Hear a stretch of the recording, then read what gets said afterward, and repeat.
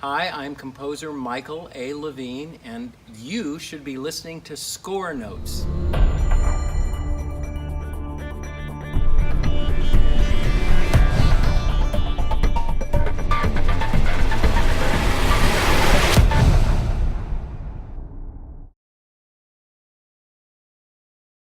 Hi, my name is John Chapman. I am a scoring mix engineer here in Los Angeles.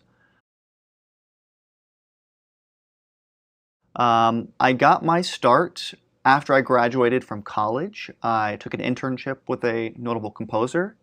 From there, I moved to Remote Control Productions, which is a studio run by Hans Zimmer. And from there, I just took on more and more work, said yes to as much as I could, and here I am now.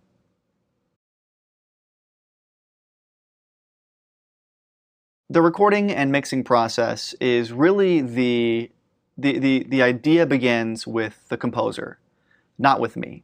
The composer comes to me and says, "Hey, here's what I want to do," and I say, "Okay," and then I propose an idea of how to do it. So the idea starts with the composer, comes to me.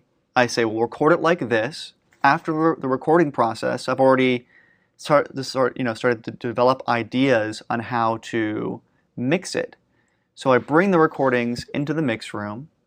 I execute what I have planned. I play it for the composer or the client. They say, "We love it," or "We want to change these things."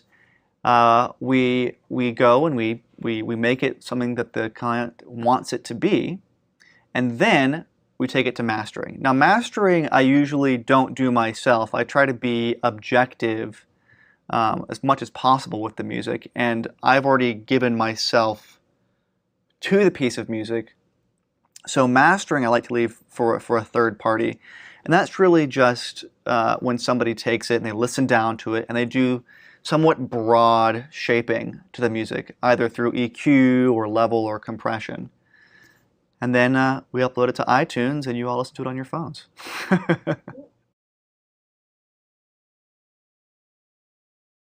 So there is a the fundamentals of doing a pop song and doing a score are the same, right? You're working in the same DAW. For me, it's Pro Tools, and you're using a lot of the same tools, but it's really the approach that you have to take, which is different. Um, a pop song is supposed to be a standalone piece of music.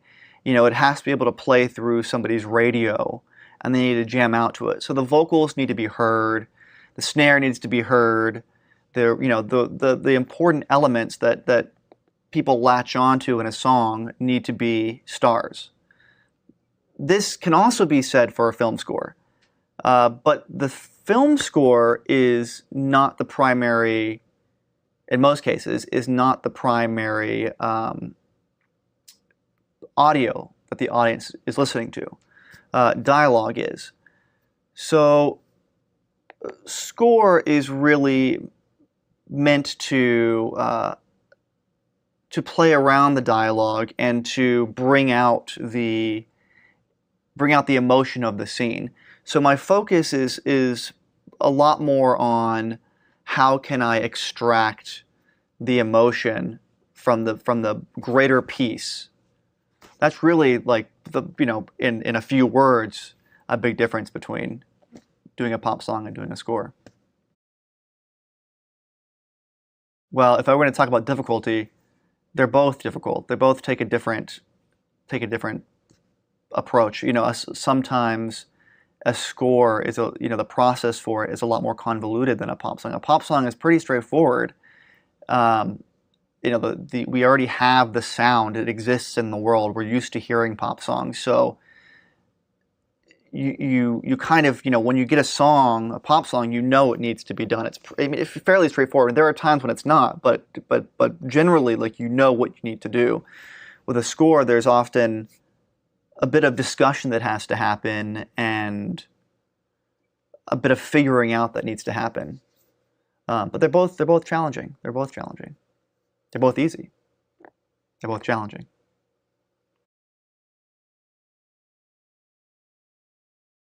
So, how do I evaluate the difference between a good and a bad mix? Um, well, one, I need to make sure that I listen to the mix on in an environment that I trust before I make any judgment on it. Um, when I'm listening to well, first of all, and also it depends on what type of music it is. Obviously, a pop song, I'm going to judge a mix by its cleanliness. You know, do the vocals have too many breaths in them, or do I hear noises in the background? Am I getting some great imaging? Does the kick sound good? Is the snare what it needs to be? Are the vocals nice and airy? You know, is it satisfying? Is it satisfying what I would expect it to satisfy? When it comes to film scores, now that's a different situation because you are working with composers who have, in many cases, ideas that are new or that are verging on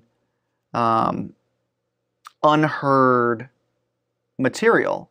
So sometimes you have to wrap your head around the idea before you can make a judgment on it. I always say, you know, there's no such thing as a incorrect mix or an incorrect piece of music because somewhere in the spectrum of art and music, whatever you've done will be there, right? So I hope that answers your question, but you know, there's judging a score is really, do I like the violin sound? That's pretty, you know, that's what it is. When it comes to mixing, I generally don't have a clear schedule, but what I do like to do is I like to get the music ahead of time so I can listen to it, just demos.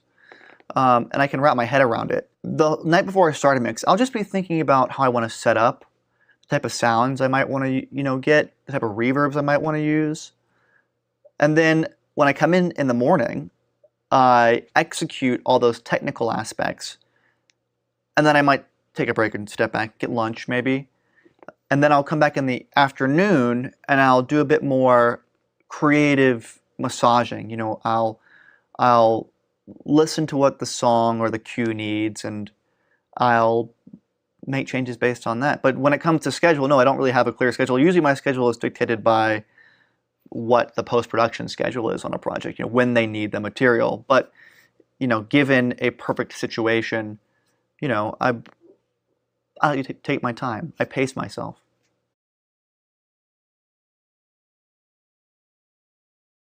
As a mixer, while you are given a lot of liberty when it comes to the sound or the creation of the sound, the path with which you get there, you are really listening to the composer, and the composer is listening to the director or the producer. So you're kind of listening to everyone in the process. Generally, the composer is pretty clear with what they want. And what I mean is they either tell me what they want or the music speaks for itself. The music is pretty self-explanatory.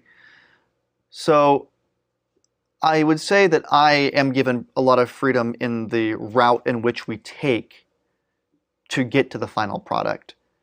But the final product is already decided upon by somebody else. It's already an idea that exists. I'm just bringing it to that point. I will obviously know how to make it sparkle a bit more and to make it more of what it already is. But when it comes to flipping the cue on its head, no, I generally don't take those types of liberties.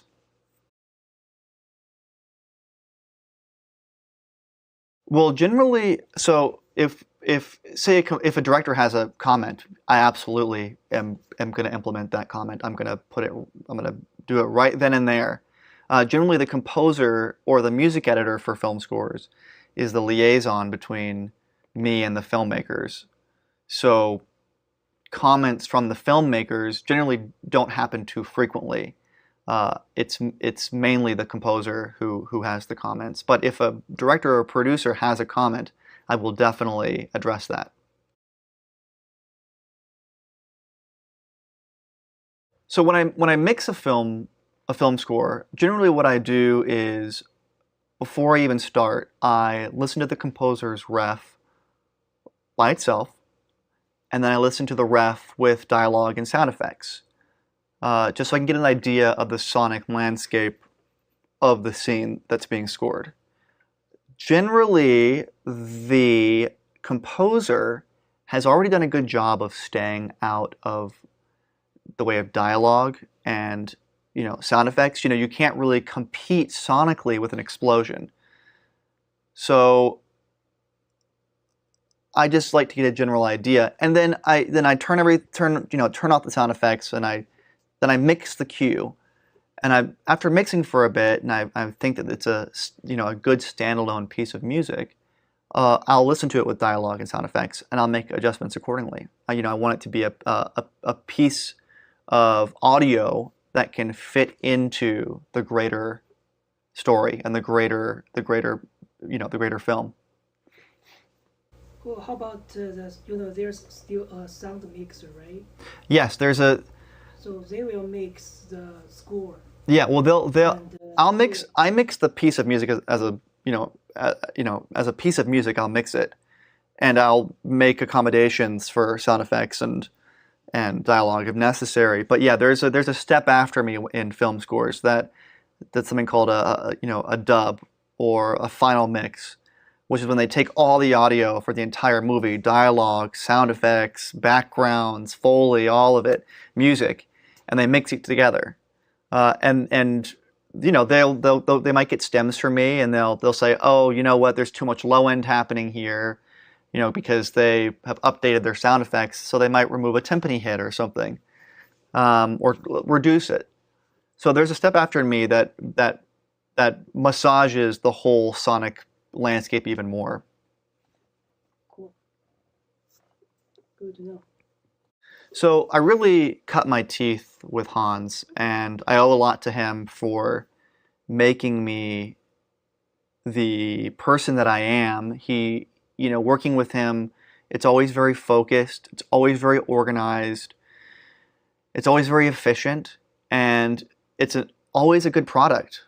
And that's really, what it's like. You get into a room with him, and he is the man in charge.